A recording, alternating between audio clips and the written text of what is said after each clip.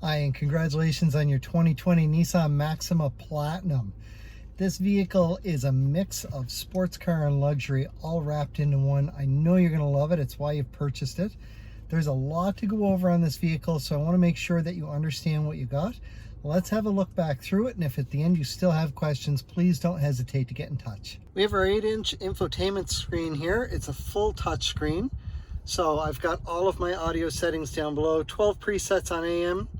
You've got satellite radio as well, which is free for the first 3 months. If I hit my source button, I can see I've got AM, FM, satellite, CD, USB 1 and 2, Bluetooth, auxiliary, Apple CarPlay, and Android Auto is an option as well. Now if we look down below here, there's my USB 1 and 2. Number 1 is a Type-C USB. If you own an Android phone, you're very familiar with this already. If you own an Apple phone, you can get a cord that has a lightning port on one end and a Type-C port on the other end, and it will charge faster. If I go over here, I can see I've got a navigation system. With this, I can set a destination simply by going in and selecting the street address. Or if I don't know exactly where I'm going, if I'm just looking for something nearby, I can go into points of interest, and it will start with whatever's closest in whichever category you're looking for. So we're going to back out of here. We're back at our map here. It is full touch screen. I do want to point out down here though, my dial, I can zoom in and zoom out using the dial, or I can move around the screen and select different areas based on where I want to go. And then I have a back button down here, which will take me back to the view that I had. So I've got a lot of control from this dial down here. One for the navigation, I can hit the menu button. I go back up here and I can see I've got my audio. I've got a button here for the map. So all of this can be done while driving, while my arm is comfortably sitting here, and just hit the buttons that I need to without having to really look over here for where the buttons are. So it keeps everything nice and simple. Now I do have a camera button here. I'm going to show you the backup camera in reverse. We can hear the sonar right away because I do have a concrete flower box behind me. So I'm going to move ahead a little bit.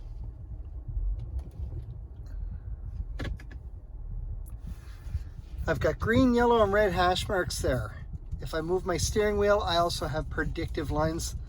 They are very accurate. They show if I'm coming in on an angle where I'm going. Also with this, I have a 360-degree bird's eye view around the vehicle over here. This utilizes the backup camera, cameras under the side mirrors, and a camera in the front grille. So I'm going to back up a little bit.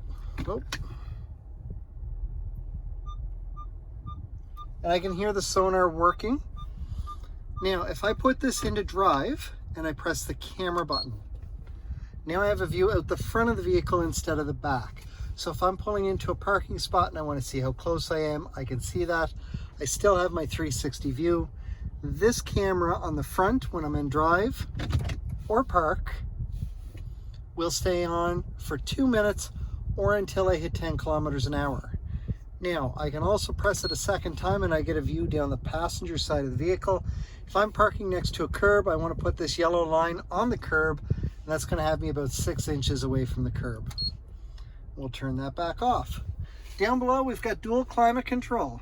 Very, very easy to operate. All I got to do is turn the dial and it allows me to set temperature. As soon as my passenger hops out, press the dial to set everything back to the driver's side. Find a temperature that you're comfortable with, turn it on auto, and don't worry about it. You can see the fan is dialing up all on its own. Now I'm going to dial that back just so that we can hear properly. But it's going to do what it has to get you to your temperature as fast as possible, and then what it has to just to maintain that temperature as you approach it. Down below here, I do have heated and cooled seats. Right now they're off. There are 3 dials to the right, and I can see a little light comes on here. I'm going to turn this to the left to cool the seat down while we're doing this. I have a button to turn off my traction control. We highly recommend leaving this alone. It's going to disable all of your safety features that we're going to look at. You do have a sport mode. Now, sport mode is going to give you more torque on your motor. If you need to get out and around somebody in a hurry, if you're losing your passing lane, you're going to hit sport. we notice up here, your display changes. So with that, it will give you more power, but don't forget to turn it back off. It is harder on gas. On our steering wheel, we have our controls. So the first thing is our Bluetooth hands-free. My phone button here is going to allow me to answer a call or hang up. My voice recognition is going to allow me to make an outbound call, or pressing and holding this will access the voice recognition on your phone, depending on the phone type. Or with your navigation over here, these are all going to gray out once you start to drive. However, you can set the voice recognition using the button here. You can set your navigation while you're driving. You just do it through voice. My button here is going to turn on my cruise control, and we're going to watch here because you do have adaptive cruise. And I can see right up here, I've got 3 bars showing my distance that I'm set for. Now I can adjust that distance with this button here, down to 2 bars or 1 bar, back up to 3. That's 1, 2, or 3 car lengths plus some safe distance. And just as an example, 1 car length plus safe distance at 100 kilometers per hour is approximately 2.5 car lengths. Now, if you don't want adaptive cruise, you just want your normal cruise control, we're going to turn that back off. And instead of just pushing the cruise button, we're going to press and hold. And now we see everything is set. It's changed. This is our normal cruise control, not adaptive, so be aware of that. To go back to the adaptive, just turn it back off, press and release to turn it back on, and we're back to adaptive cruise. On the left side of my wheel, I've got my volume for my radio. And you do have a Bose premium sound system, so the sound is fantastic. I've got buttons down below here. Now my OK button with the arrows, when I am on the radio, whether it's AM, FM, or satellite, now just as an example, I can see up here on my dash, I'm on preset 3, same thing over here. If I press up or down on this, I go through my presets on the radio. AM, FM, or satellite, it will go through your presets. If you are streaming through USB, Bluetooth, CD, Apple CarPlay, or Android Auto, it will skip tracks for you. Now down below here, we've got a couple of arrows, and we have a source button up here. Now the source button is going to give me a list, and I can pick and choose the source of my audio. Currently I have 4 options. If I put in a CD, connect anything through USB, or have anything connected through Bluetooth, those become options as well. So I'm just going to set it on FM, and it's all set. My left and right arrows here are going to take me through the presets on my driver assist display. This is your home screen. On this screen, I got a lot of information. Up in the top corner here, I can see my blind spot indicators. So the way that that's going to work, and your blind spot indicators are on the inside of the vehicle. On either side, it's an LED light that will light up and stay lit up a dull orange as long as part of a vehicle is in your blind spot. While that's lit up, if you signal, so let's say for example the driver's side is lit up, we signal to go left, this is going to start flashing. It's going to beep inside the vehicle, and it will be flashing down here as well. Next to that, we've got a clock, and then beside that we have a little maximum and some dashes and kilometers per hour. As you pass by a speed limit sign, it will post the speed down in that little spot there, so that you always know what the speed limit is, even if you didn't see the sign. Next to that is our temperature, and then we've got our cruise control. Down below that, we have a compass to show which direction we're going, as well as a digital speedometer and our radio info below that. If I hit our right arrow, it takes us over to strictly what's going on with our radio. And again, I can simply press the OK button instead of the source button from this screen, go down and select the option that I want. Next up is our navigation screen. So when there's no destination set, you're going to see this view here. It's got a compass and a car showing which direction you're going. The moment you set a destination in your navigation, this is going to change. Your car is going to disappear. You're going to get an arrow going up to the right or left, whichever direction your next turn is. As well, it's going to count down the distance on the screen, and as you approach those turns, it's going to talk to you through the speaker system as well. Our next screen to the right gives me my overall averages. Now our fuel economy is running exceptionally high right now because this vehicle has gone 75.5 kilometers in 8 hours and 11 minutes. So we're going to press the OK button. We want to reset this. We're going to reset all. And then we're going to say yes. And everything is reset to start from scratch. So that's our drive computer. We're going to move over. We've got average fuel economy, which was just reset. Our driving aids. So we've already talked about the blind spot indicators. You have automatic emergency braking with forward collision warning in this vehicle. Your automatic emergency braking, if you're driving along and the car in front of you suddenly hits the brakes, inside the Maxima here, it's going to beep at you and the gas pedal is going to push back against your foot a little bit. If you don't react fast enough, and by that I mean your foot moving from the gas to the brake, and it does happen depending on distance and speed, then the beeping gets louder and faster, and if necessary, it will start to apply the brakes for you. Your forward collision warning is the first stage of that with that beeping. So if you're driving along on a residential road and the car ahead of you is turning into a driveway or onto a side road, they've slowed down to 5 or 10 kilometers an hour and you're still approaching at 50 kilometers an hour. As soon as that radar gets within range and sees you're now closing that gap quickly, it'll beep at you inside the vehicle here, and every time that beeping happens, whether it's for the forward collision warning, automatic emergency braking, or pedestrian detection, you will get some visuals on the screen as well. But in the case where the car is turning, it'll beep at you, and the moment that it's out of the way, the beeping stops. You will not hit the other stages unless you're too close when this happens. You also have pedestrian detection on this vehicle as well. It's going to work the exact same way as automatic emergency braking, but much faster. The reason for that is with automatic emergency braking, the car in front of you that's hit the brakes still has some forward momentum, whereas the pedestrian who's walked out in front of you does not, and we're hoping to avoid giving it to them. You have lane departure warning in this vehicle. So with your lane departure warning, if you're driving along and you start to drift out of your lane, it is going to beep at you to let you know that you're drifting. Now down below here, I have a button that if I push this, I now see some extra features show up here. This is my lane departure intervention. So now if it starts beeping at me because I'm drifting out of my lane and I'm not correcting it, it's going to help pull you back into your lane. You have rear cross traffic detection, which if you're backing out of a parking spot and there's something coming at you from either side within 2 car lengths, inside the vehicle, it will beep at you to let you know that you have something coming at you, and whichever direction it's coming from, your blind spot indicator on that side of the vehicle will be flashing to say, hey, you've got something coming at you from this side of the vehicle. There's rear sonar, which we've already experienced, and rear emergency braking.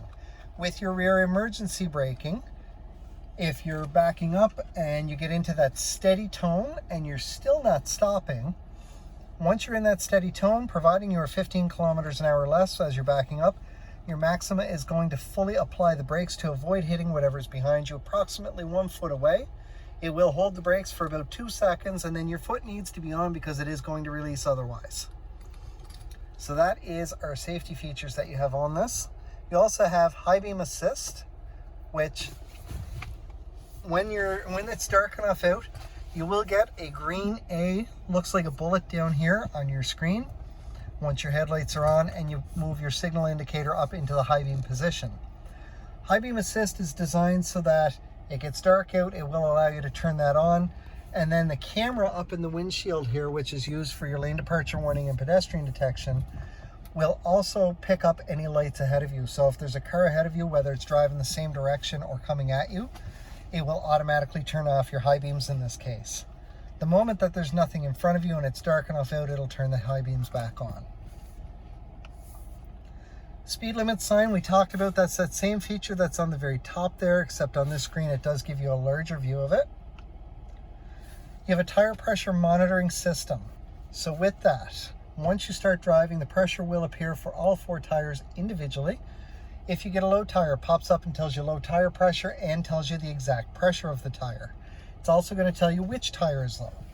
From there, wherever you go to put air in your tire, simply go to the tire that needs the air, start putting the air in that tire. And when you get to the right pressure, the horn's going to beep to tell you to stop.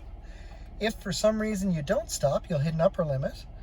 When you hit that upper limit, the horn will beep 3 times in a row. Please stop putting air in your tire. However, hit that upper limit on all 4 tires at that point. That way you've got the same tire pressure on all 4 tires and you get even tread wear. Now this screen here is for when you're in sport mode.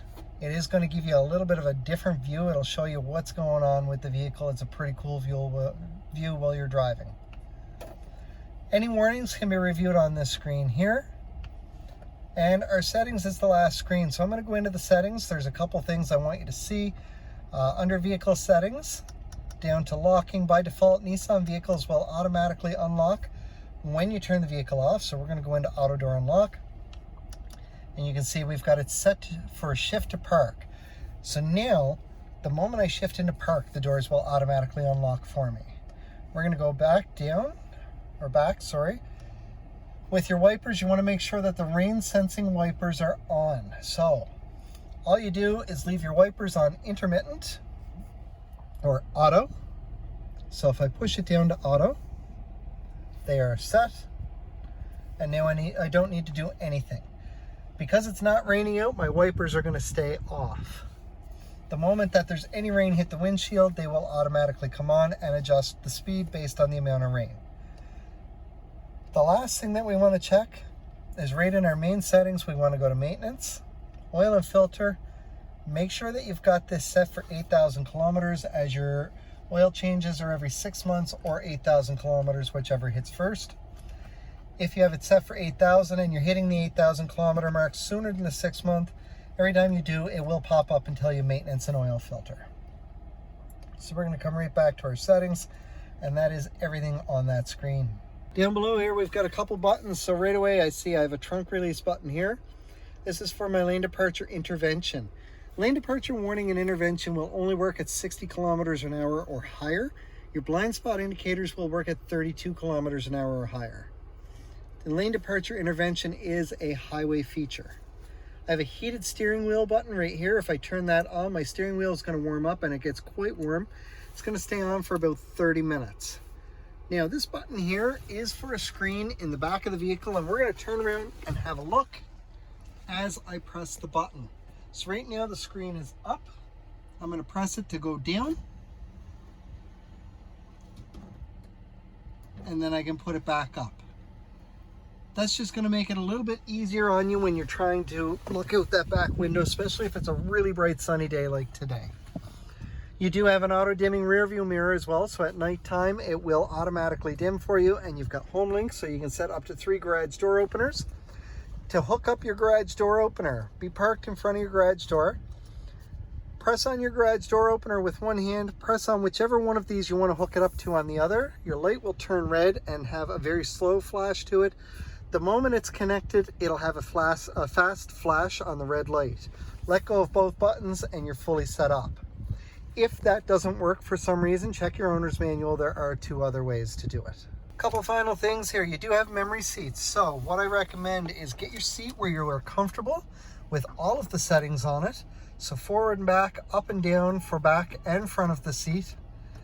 Get the tilt right, set your lumbar support.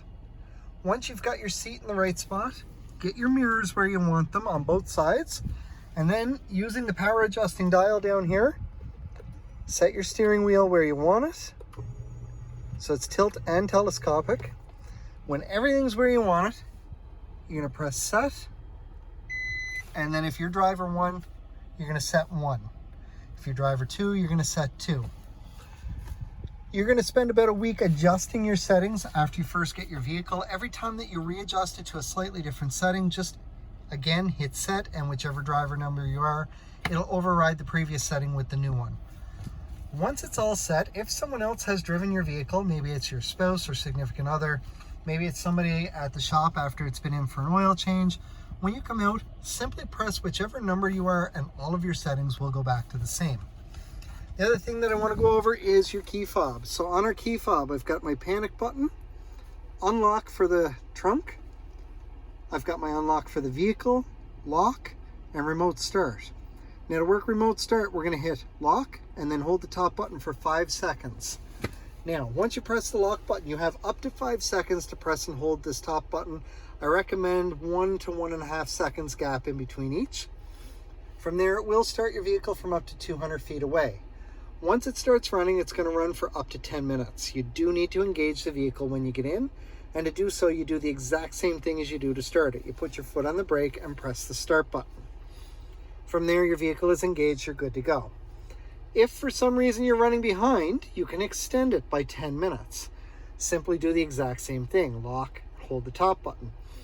It will add 10 minutes to the count from wherever you are. So if it's been running for 7 minutes and you do it, it'll run to the 17-minute mark. If you remote start it and then try and do it again right away, it's only going to run to the 11-minute mark. You can remote start your vehicle twice or once with one extension without ever getting in. At that point, you do have to get in and engage the vehicle in order to reset that. Now, because it's a key fob, there is a battery in your key fob. It looks a lot like a watch battery, just bigger. When your battery starts getting low, it will give you a warning up on the screen here. It'll either tell you key fob battery low or incorrect key ID when you go to start it. If that happens, give it a second for the message to go away, try again. If you hit the point that it's just not starting, with your foot on the brake, put the Nissan emblem directly on the start button and use that to push it in. It will still start the vehicle. Now, if your battery is completely dead, on the back of your key fob, there's a little switch that will open up the key for the driver's side door. From there, once you get in, again, put the emblem on the start button and use that to push it in. To change your battery, pop the key out. We've got two recessed areas, one on either side here. Just put something flat in there, give it a little twist, it will pop your key fob open. On the battery, there is a number. That number is your battery size. They're about $6 or $7 at the drugstore, Canadian Tire, or Walmart, or anywhere like that. Or it's $1 or $2 more to do it at the dealership itself, but they will test everything for you and take the hassle out of it.